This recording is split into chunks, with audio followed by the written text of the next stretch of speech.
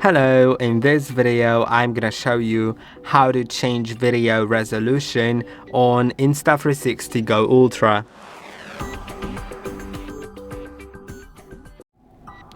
To do it, simply be in the video mode first, or any other video mode like slow-mo or pure shot video, whatever.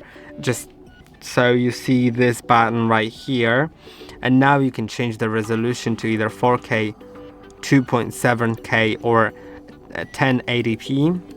Or when you change the aspect ratio to something else, then you'll have different selections available. So this is basically how it works, and I hope that this video was helpful. Don't forget to like and subscribe, and I'll see you in the next one.